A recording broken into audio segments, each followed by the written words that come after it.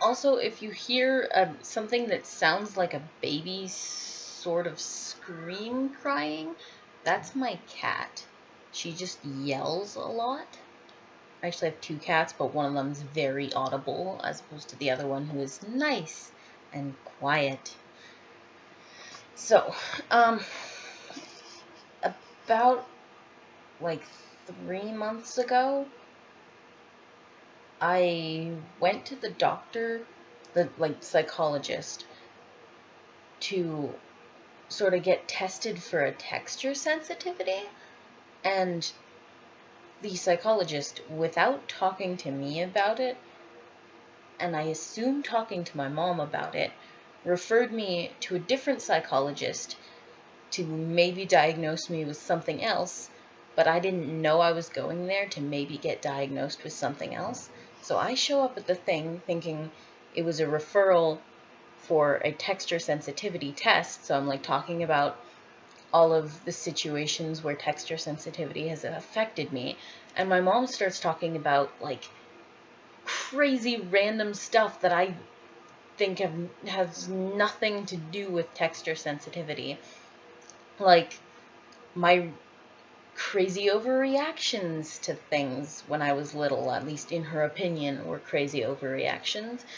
And just certain behaviors and like just the way I organize my thoughts.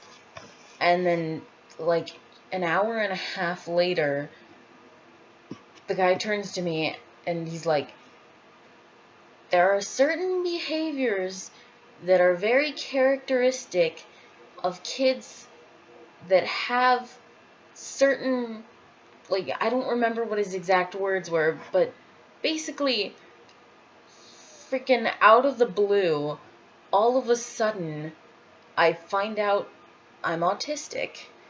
And this is, like, I was not expecting this to be a discussion about anything that wasn't specifically physical. I thought we were going to be talking about texture sensitivity and about the fact that I can't stand yogurt. Like, and then just like freaking, I don't know the word for it, but out of nowhere, all of a sudden, there's this new just part of me that I did not know was there for my entire life.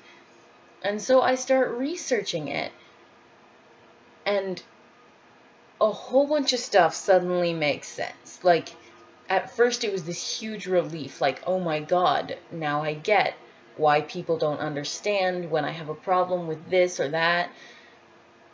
But then I started realizing things like, when you're autistic, it's part of it is that you might not be able to fully pick up on social cues. And I noticed this other girl that at my school that's very obviously autistic. And all of a sudden I realized, well, like, I've known the whole time that people don't really like her. They ignore her or pretend to like her while she's there and then just be like annoyed with her when she's gone. And all of a sudden I realized that people might be doing that to me, and it kind of just wrecked my self-confidence. All of a sudden, I'm not like, hey, people like me, I'm a fun person, I'm funny, I'm cool. All of a sudden, I'm like, what if every smile that's directed at me is a smile of pity that I don't see, or a smile of thinly veiled annoyance and barely held on to tolerance. And all of a sudden, just I my trust has gone out the window. My, like, I second guess every single impression I have about anything, any social situation. I'm afraid to do anything because I think it's going to be the wrong thing, and I won't be able to tell that I'm doing the wrong thing. And I don't, like, there's nothing I can do about it, because our society has been so programmed that it's better not to be honest to people, because the only thing possibly worse than just tolerating someone is actually telling them they're annoying, because then you've, like, wrecked a human being's feelings.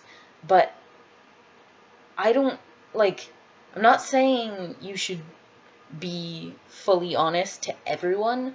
I just am saying that I wish people would be fully honest to me, because I would rather have someone tell me that they don't want me to be their friend than spend 2 years, like, being my friend, and then I find out that they, like, that it was all fake, and that I didn't actually have a friend all that time that I thought I had them as a friend.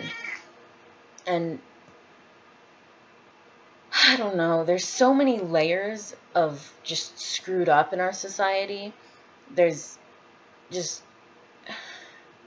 it's not a coincidence that, cattail.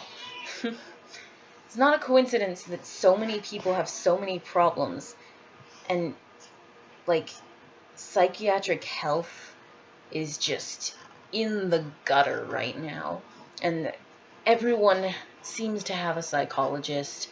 Even your psychologist probably has a psychologist, and it's feels like the world has gone to shit. And I mean, there's plenty of reasons for people to be unhappy and maybe psychologically screwed up. Cat head. But I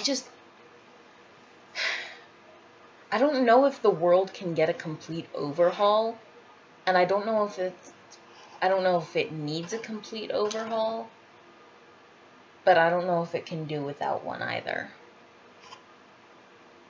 So that's my very deep, I don't know, just psychological rant and dumping off my problems on people I've never met from the internet.